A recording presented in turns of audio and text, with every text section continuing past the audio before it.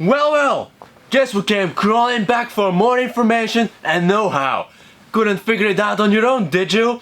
Anyway, this bootcamp episode will be covering how you should prepare for an airsoft skirm.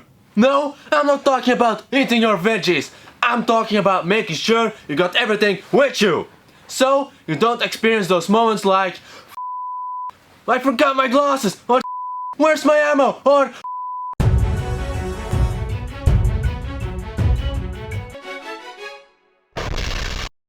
if it were up to me, you would have just entered the field without your glasses and used your bare fists.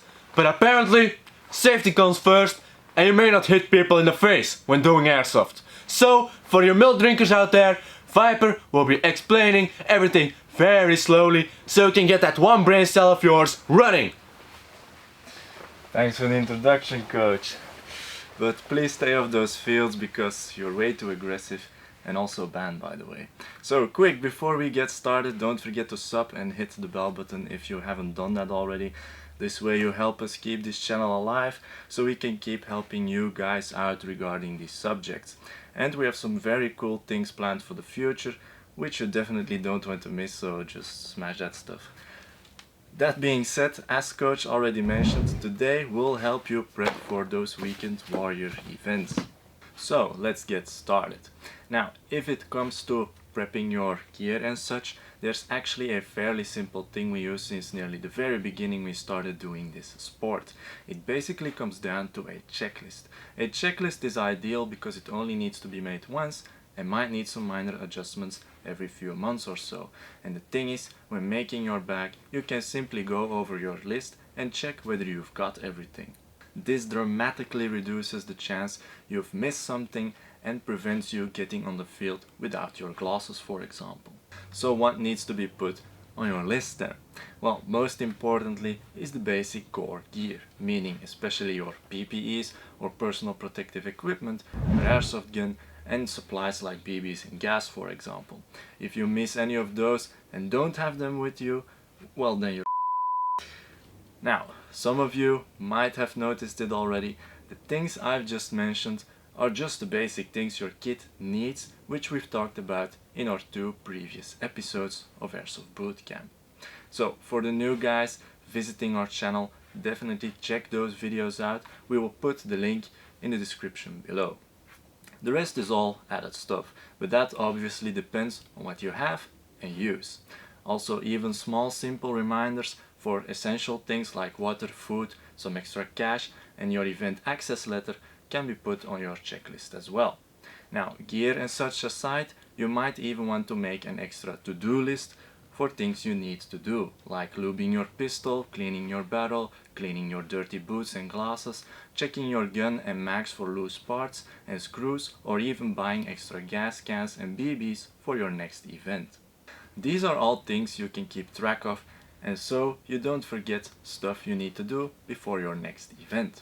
This way your stuff doesn't get neglected and your life gets that bit easier as well. Now, prepping also means charging, and that's not only for the batteries of your AEG if you're using such a gun. No, it's also charging your radio, flashlight, laser or PEG box, tracer unit, and in our case, even cameras. For this, the best thing you can do for the lifetime of all these batteries is to charge all this stuff the day before or maximum 2 days before the actual event. And when charging, always stay near your batteries. This way you can quickly handle when they're acting strange so you don't burn down your house. Besides this, other things you want to pay attention for as well are to not load your magazines at home because 1, this is how accidents may happen, and 2, the tension of your spring will become weaker over time if they are compressed, which you do by loading them. So guys, just load them on the field and spend a little bit less time chatting about what new stuff you're waiting for to be delivered, which still hasn't shown up in the last week, or use real caps like we hardcore guys do and build some skill. That being said, you also want to keep an eye out on the weather predictions. So when going outdoor, you know what clothing to take with you. And of course, minding what season it is important as well. For example, in the summer you'll probably get to do with mosquitoes, so bring a mosquito spray with you, and if you're going to deal with high grass, wear long sleeves and pants instead of shorts, so you avoid getting bites from any weird looking bugs and you don't start to mutate in a guy with a giant insect head. And a thick pen can always be useful as well. Speaking of tools, it's always good to have some sort of basic toolkit to deal with some minor technical issues on the fly. We're planning to make a video about what this small kit should generally contain, so once we've made it, it will be in the description down below. Furthermore, it's a bad idea to go full camo to your event site, and you don't have to be a rocket scientist to know it's even worse to go in full combat gear. And going with your guns ready is only good if you have a death wish or want to enter in jail. So guys, think about what you're doing. It all looks so real, so behave according as it would be the real stuff, especially towards the outside world. Now, if you want to be somewhat ready to go when hitting the field, we suggest you to just wear your base layers, your pants and boots, so no tactical shirt, belts, carriers or similar. This will rather make you look like a guy just wearing cool pants instead of a soldier, policeman, mercenary or whatever, and you're already halfway ready when arriving at the field. The rest of your stuff can easily go into your bag, and if your carrier rig or vest doesn't fit, you can just carry it separately. But guys, please be discreet and don't put any magazines in it. That aside, it's also recommended to always pack some extra supplies with you.